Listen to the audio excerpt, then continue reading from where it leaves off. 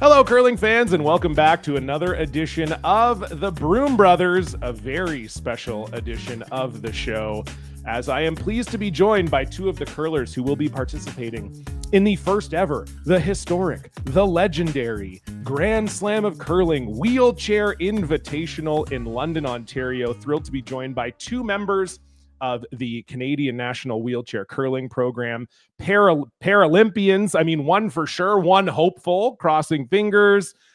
Pleased to be joined by Jon Thurston and Chrissy Molnar. Thank you both so much for being here. It's awesome. Thanks for having us, Jon. Really Thanks for having us. Hey, my absolute pleasure. Thrilled to talk to you. And I know our fans are excited to get to know more about you. And since this is your first time on the show, I do have to run you through the top four. So if you've ever listened to the show before, this is where I'm just going to ask you 4 quick questions off the top of the show, and you're just going to give me the first answer that pops into your head, okay? Chrissy, you'll go first, and then Jon, you're going to answer just immediately after Chrissy, okay? Sounds good. All right, here we go. Who is a curler you have never played with before that you would most like to? Oh my goodness. I don't know, like anyone at Worlds, I guess. Yeah, because I'm newer. Fair. Yeah. Jon? Amazing. Yeah, I mean, a lot of great curlers in the world, but probably Viljo from Sweden. He's a really great curler and someone I enjoyed meeting, playing against. Amazing. If you know that both sets of rocks are good, there's no problem with either set. What color are you taking? I like yellow. I prefer yellow. I'll go with red. Nice. What is your favorite city to play in that's not your hometown? I think Toronto, because it used to be my hometown. It's a homecoming. Nice. Very nice. I haven't been there yet, but I'm going to say Italy, hopefully. But I would say Switzerland. Like, I love Switzerland. It's a beautiful country, and we played there in Westcon quite a bit. Nice. It's a great Love place that. And finally, how would your bitterest rival describe you?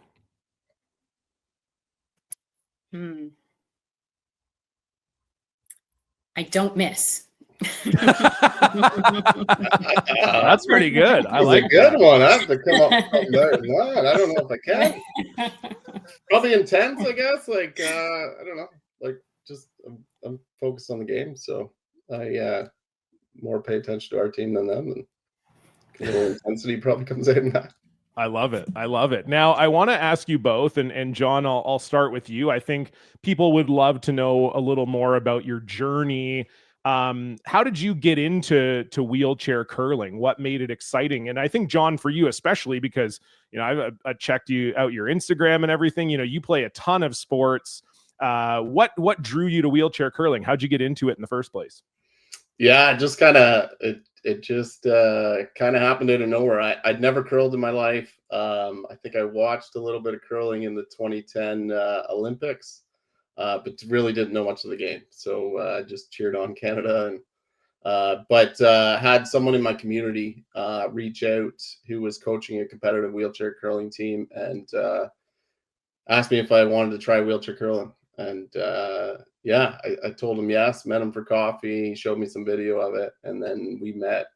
He got some ice at a summer junior camp and ended up throwing some rocks, and he asked if I wanted to join a team that he was coaching, and met some of the teammates and said, I'll give you a season to try it. And it was actually Chrissy's first year too, so we started at the same time. We ended up winning provincials the first year, and it kind of sucked me in. I just enjoyed the people that I met, enjoyed the game. It's a really inclusive game. It's of all the para sports. I can play alongside able bodies, curlers, and in league play and in club, and provided you practice hard enough. Whereas you can't really play a pickup game with somebody in basketball while they're standing, not in a chair. It's not the same, or playing hockey. So it's a unique sport that way that really drew me in, and I just kind of fell in love with the sport there, and it just kind of grew, and met some of the Team Canada people and staff and athletes, and just kind of set my goals on representing Canada. Love it. Chrissy, same question for you. And I'll also throw in, as Jon mentioned, you played your first year with Jon about 13 years ago, I think. And then you didn't play for like a decade and now you're back. So maybe walk me through that journey a little bit, because I feel like you don't usually see people playing at a top level of a game, leaving for a decade, and then able to come back and be right at the top level again. Yeah, I think it was just all timing. So we have a similar beginning to curling. Our coach, well, he found me at the fair with my second child on my lap and told his wife, I think she could curl. Like I can tell by her chair, she's in a chair all the time. So he approached me at the fair and same thing, asked me if I'd want to come out. I'd never even heard of wheelchair curling. So went out, threw some rocks with Jon and Carl. And yeah, same story. We won provincials that year. It was supposed to be a building year. And I was really looking forward to the next season. And then I started to realize, like, my daughter was only like 3 years old at the time. And then I got pregnant with my third. So then I decided to put curling on the back burner for a while till he was old enough to like fend for himself a bit more. So Jon actually invited me back to Bonspiel in Peterborough. It was just kind of like, hey, you want to come out for this one thing? So I did. And then he's like, well, so there's this doubles going on out in Edmonton. Would you maybe want to do that? And then we ended up placing second in that. And then from there, I was back. So got added to the next gen team shortly after that and was invited to go to Korea as a fifth. I didn't see any game time that time, but then I was also invited to go back to Scotland, where I did play in 2 games for my first time, which was very exciting. Awesome. And played really well. It was very good. So what you're saying, Chrissy, is you're sort of a natural talent. It kind of sounds like you just pick it up. Oh, I'm at the World Championships now. No big deal. Now I'm starting to learn, is this kind of what happens, that people just walk around, they spot people in chairs and they're like, hey, have I got a gig for you? Is that how it works? And they try to steal you from other sports too. It's I mean, it's there's quite a bit of that. I think a lot of wheelchair curlers have came out of that. Just people have met them in their community and said, hey, do you want to come out and try this and give it a shot? And I will name drop, like it was Carl Rennick that met both me and Chrissy and got us out down there. And I'm not sure, like, it certainly has been an amazing journey since I found wheelchair curling. It's amazing. It's so cool. And I love what you said, Jon, about the sport being so inclusive. I mean, I think we think of it as being inclusive on the able-bodied side as well, because, you have men and women able to compete on almost equal grounds. We obviously know a lot about the LGBTQ plus integration in curling as well. And then to hear that it's, as you said, a sport that you feel like you can play pretty capably alongside able-bodied athletes, I think that makes it pretty special. And I wanted to ask you both, I think we know that on the Olympic calendar, curling has really become a big part of the Olympics, not just because it's running every day of the Olympics, but it does feel like every time an Olympics rolls around, people want to learn about curling. They want to try it. They're really sucked in by it. Is it a similar thing on the Paralympics calendar as well? Do you notice that it gets the same kind of shine that curling does during the Olympics, that people get really into it? I think so. I mean, and curling's an amazing sport for that, but for sure with Paralympics, I mean, one thing, it's the best coverage we get in the quadrennial, right? So more people can watch us, more people can get engaged. And when I came back from the Paralympics in 2022, one of the nicest, funnest things that I heard was just people's experience that, we were in Beijing, so a 12-hour time difference, and people were just doing the marathon of staying up, watching our games. They maybe hadn't seen wheelchair curling before, but whether it's members of our curling club or people that knew us or just friends of friends, they stayed up and they got hooked. And it was like this with wheelchair curling, we don't have any sweeping, so it was like this anticipation. Okay, you get to see the rock leave the stick. Then you don't know what it's doing because you're not talking to the rock, you're not hearing the skip yelling for sweep or or anybody do anything. So there's like this anticipation to wait to see what's going to happen as a result. And it was pretty cool to hear everybody's experiences with that and just really get sucked into the sport. So it was pretty cool. Is that something that drew you back to it, Chrissy, is watching the Paralympics and thinking like, I could be there if I came back? Yeah, I was definitely on the spectator side at that point. So yeah. Yes, nice. Definitely the dream of being at the Olympics for sure. I love that. Now, I can ask this to both of you. You just said, Jon, that the skips, in wheelchair curling, there's no sweeping, they're not yelling.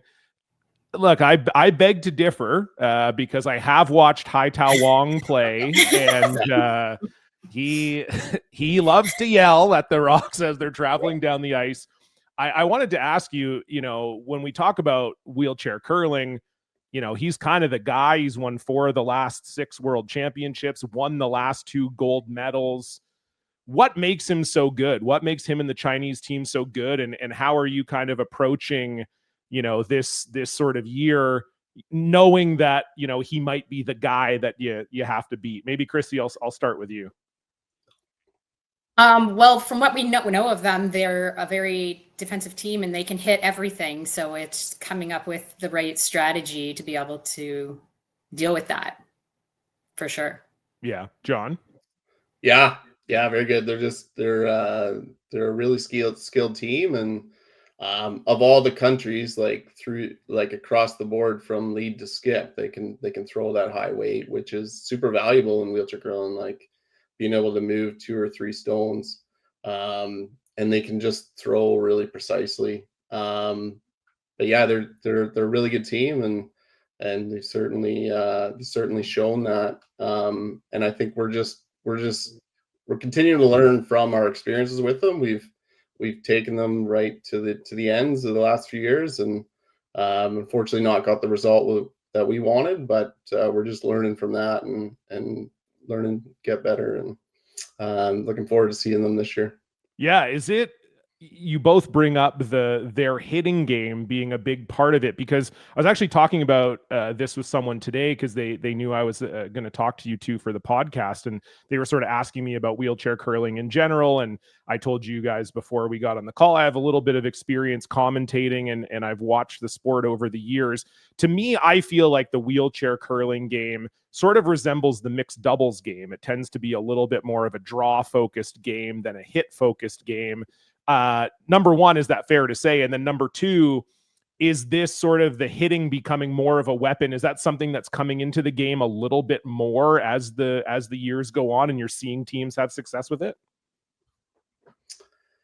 Yeah, I think it certainly has progressed since I've started curling. It was a bit more of a draw game, and then with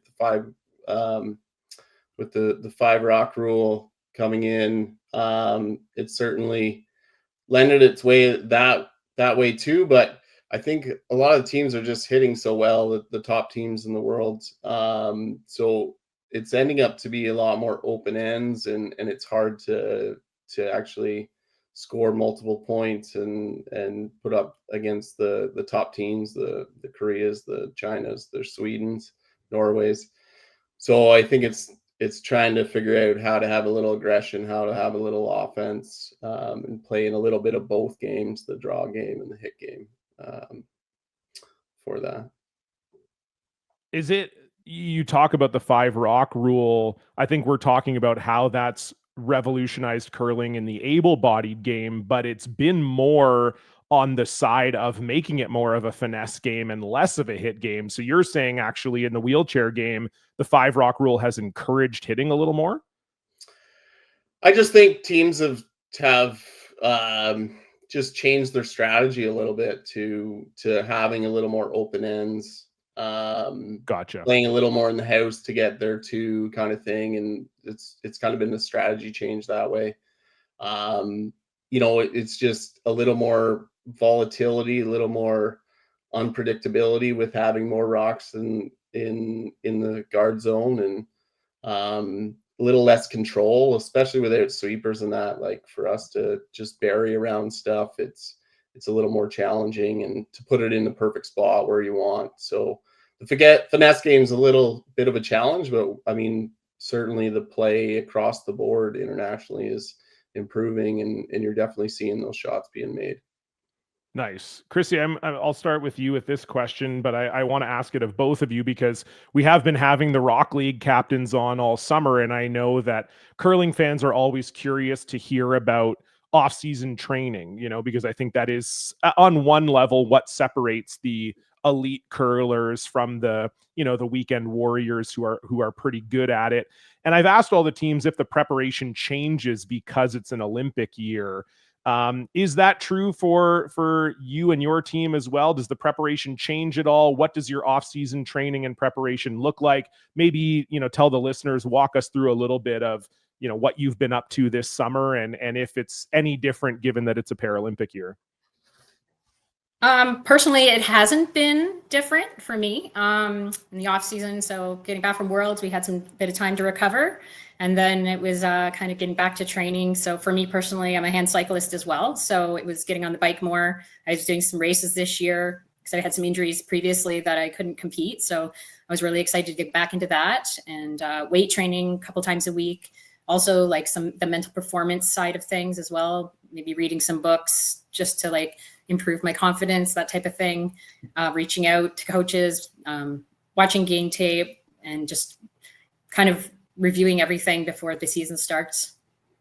Gotcha. And Jon, you've been to the Paralympics before. As you kind of said, maybe haven't had the results you've exactly wanted as far as getting on top of the podium. Does it change for you, knowing that you've gone through this cycle before? Is there anything different you're doing in 2025 as compared to 2021, maybe to get ready for this season? Yeah, good question. I think it's I've certainly we've learned in the 4 years since 21. So there is some adjustments in both off ice training and on ice training, but certainly the schedules are similar. We're a little more competition heavy going into it, just trying to get those competitive reps against top international teams, as much of the other world is. The rest of the world is we don't get a lot of those opportunities. Some of the countries we only see once a year at a world championships. You're doing a lot of playing domestically in competitions, competing and limited international experience. So we're definitely had taken an opportunity to get a little more reps with some international competitions. The Grand Slam is going to be a great opportunity for that. We get to see arena ice if we're lucky once a year. That's a world championships.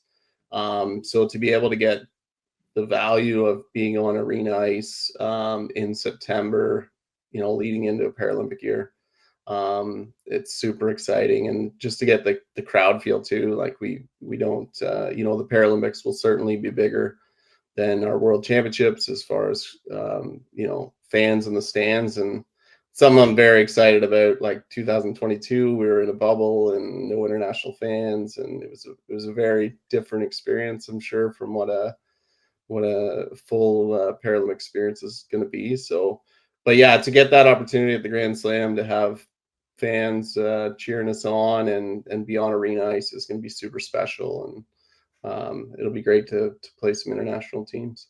Yeah, I love that. We are going to talk about the GSOC Invitational in a minute, but I did want to ask before we get there, Chrissy, I think this is a unique aspect of your story. We've kind of talked about it already, but you've really been curling for about 3 years total. And you are, as you said, you're, in the national program. You were the 5th at Worlds the last couple of years. In the able-bodied game, that would be impossible. You'd never see someone curl for 2 years and be already in the national team program. What is it about you and about your aptitude for this game that's, you've basically risen to the top of the sport in such a short period of time? How have you done that? How's that possible?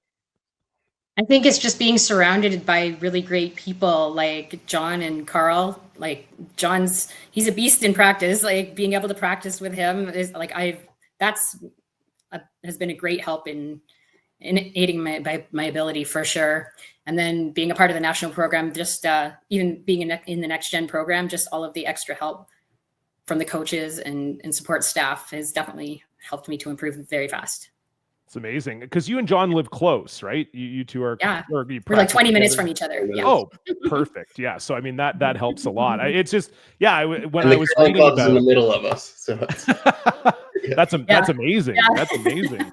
Because when I was doing some reading about the two of you preparing for this interview, I just was kind of doing some research and I'm like, wait a minute here. This is like an ascension, I think, unlike anything we've really ever seen in curling before. So that's very cool. And I think, nice of you to give some shine to Jon there, but you're right. I think that's true for all curlers, right? If you're near someone who has the experience and is encouraging, it can make all the difference. Absolutely. I certainly will add, like, she is very driven, and it's like she puts in the time and she's put in the hard work, and she definitely has shown progress, and it's incredible. So it's a lot of fun when you're practicing with somebody like that. So I certainly enjoy it, and she's doing really well. Thanks. Amazing. I just wanted to bring you on here to compliment each other. That was the whole point of this pod, actually. Yes. I don't know if you knew that, but yeah, this is team building. This is actually team building. I don't know if you're aware, but I did. Jon, you brought this up already, and maybe this is a weird question to ask, but I've been on the end of many shots where I have sweepers and I can still tell that the shot is going to be missed. And it's a very lonely feeling on the ice. Is that accentuated even more when you have no sweepers and you're just watching the rock go down the ice and going, shit? I'm like, that's got to be a special lonely feeling of just sitting there going, oh no, this is gonna hit the guard. Oh my God. Yeah, there certainly is that, but it's the nature of our game. So we certainly of our approaches to shots and that are to be able to manage surfaces and with how we throw it and trying to account for the curl and everything. So we certainly approach that in our training. But again, I think that's where you see, like, a country like China, when they have this hit weight, it kind of takes conditions out of it. And the other thing that we see when we don't have sweepers or that, like, the ice just changes, because when you have sweepers, they can keep paths up, they can keep speeds up. But when you don't have that, it's just whether rocks have been down a path or anything. So a little bit of a different surface, which they do see in mixed doubles. So very, very similar to that. Paths that haven't been played a lot and ice sitting, especially later in games. So yeah, we definitely approach with, hit weight, trying to manage curl and how we throw the rock. Definitely comes into our training. Maybe this is an insane question. Has there ever been talk of adding sweepers, like disabled people who would qualify for the Paralympics but would be able to sweep? Has that ever been discussed? To my knowledge, I don't believe it has. Is it time? Maybe we put it out there right now. You know what? Who knows what the future holds, but I certainly I love the challenge. I think we all internationally are performing really well based on it's the stone is basically what it is out of the curling head when you throw it, and teams are definitely working at improving and getting better. So I certainly enjoy the game, and like I said, it leaves that little bit of anticipation, sure, like what's going to happen to the game. So it's definitely fun that way. So what I'm hearing, Jon, is that you're tougher mentally than I am. No, that's what I'm hearing, because I want all the help I can get, baby. I do occasionally play with some sweepers, so it is certainly fun to have them, but you certainly got to change your approach to how you play and what your weight is and stuff. But yeah, it's neat. I enjoy wheelchair curling, and the current form that it is, for sure. Yeah, no, I love the idea of the ice reading almost being an additional challenge, because of course in the able-bodied game you are thinking about paths, but for the most part, especially with the grippers traveling down the ice too, most of the time the paths are going to look relatively similar as far as speed and everything like that. So I love the idea that there is that extra level of, oh, you know what, we literally haven't thrown a rock on this path in 2 or 3 ends, and you have to be keeping that in your mind as part of the calculus when you're throwing. Yeah. Love that. Now, I know, last question before we start talking about the GSOC Invitational, and I just, again, maybe this is a silly question, but I watch a lot of para sports. We have a lot of different chairs for sports. They can look many different ways. I know you're both hand cyclists. Is it time for a curling chair? Because right now you're mostly just in like a regular manual chair, correct? Correct. Yeah. Okay, so is it time for like a really cool specialized curling chair? A, what would that look like? B, do we want that? I just think it could be kind of cool. Yeah, it's a super interesting question. Like, yeah, I think to date, like, wheelchair curlers curl in their everyday chair. It's modified in some aspect. A lot of people have support posts of some sort on their chair just to help with stability, just based on function. With parasport, you can have just a wide range of function, as in like, strength of core or function of core. So usually a lot of curlers have a stability bar just to help with both being stable, but also adding force in their throwing. So, but yeah, it's an intriguing thought, just having a specialized chair. And yeah, it's definitely a neat question. Chrissy, what do you think? Is it time? I'm ready. Oh, I'll capitalize. I'll be the first guy to come out with it. I don't care. Are you going to be our manager that's taking all the chairs everywhere with us? I guess that's an aspect of it as well, I suppose, right? That the chairs do have to go on planes and things of that nature. Mm-hmm. Yeah, it certainly is. But I mean, it's done in other parasports, so yeah, exactly. There's precedent for this. What would like an adaptive curling chair even kind of look like, do you think? I mean, you talk about stability things. Would there be maybe almost more of like an angle that where you could get more behind the rock when you're pushing it? Am I just, and if I'm sounding really no, stupid, you're off not right now, sounding that religious at all. Like, it probably is, like, just messing around with different positioning and testing it out. Heights. Yeah, Being like, lower to the ice. I know that changes just your approach to the rock and everything. So I think there could be something there to play with. Beautiful. I've got a future in this sport. I always knew it and I love it. Okay, yes, let's talk about the Grand Slam of curling, the Wheelchair Invitational. First of all, as we know, it's going to be taking place in London during the AMJ Masters. As you spoke to earlier, Jon, the finals of the event will be played in the arena with all the fans and on arena ice and everything like that. Do you know how this event came together? Can you give the fans a little bit of a backstory as to how this all kind of coalesced into happening? Because for the fans who don't know, it's also going to be a 4-team tournament. There's going to be 2 teams from Canada, a team from Italy, a team from Great Britain. How did that all kind of come together? Yeah, I think it was a lot of hard work done in the behind the scenes with our head coach, Mick Lismore, our program director, Kyle Paquette, and the Grand Slam curling. I think we met last April at the Players Championship.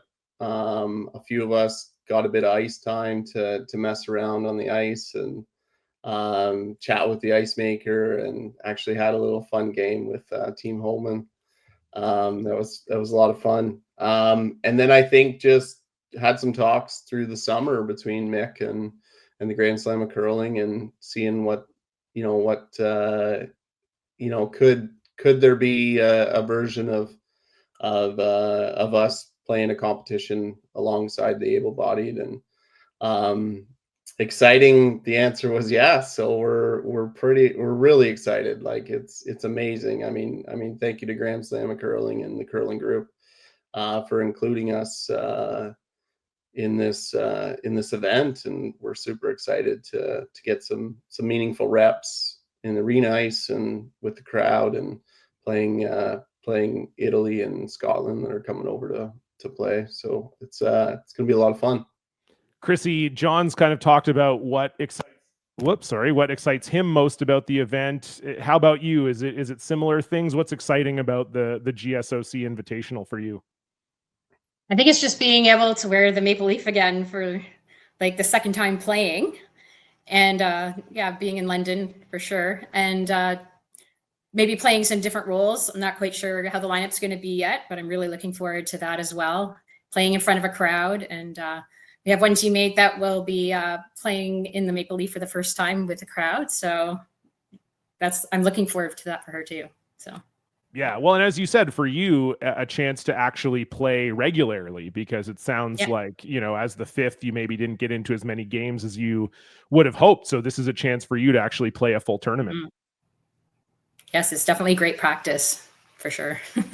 That is, it's awesome. I think, I speak for everybody at the Grand Slams when I say that, we're thrilled that you're going to be there. And I hope it's going to become a part of the Grand Slam of curling calendar moving forward. I do think it's great exposure for the sport and for everything that you and your teams are working towards. And I do want to ask, like, put yourself in that moment. Let's say you're in the arena, the finals are happening in London around you.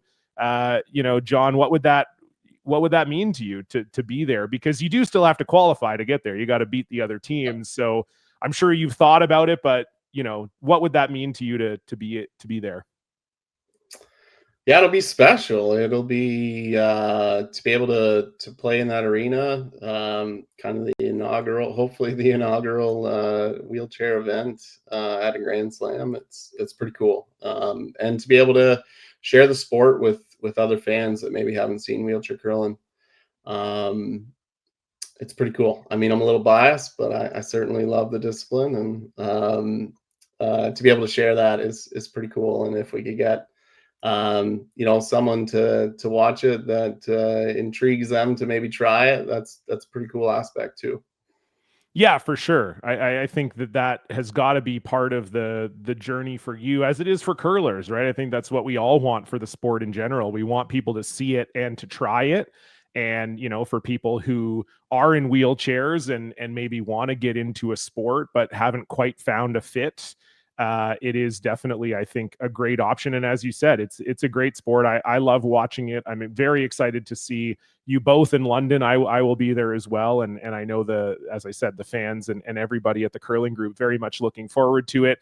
I'll end on this question, and it's very open-ended, so answer it however you want. But Chrissy, I'll start with you.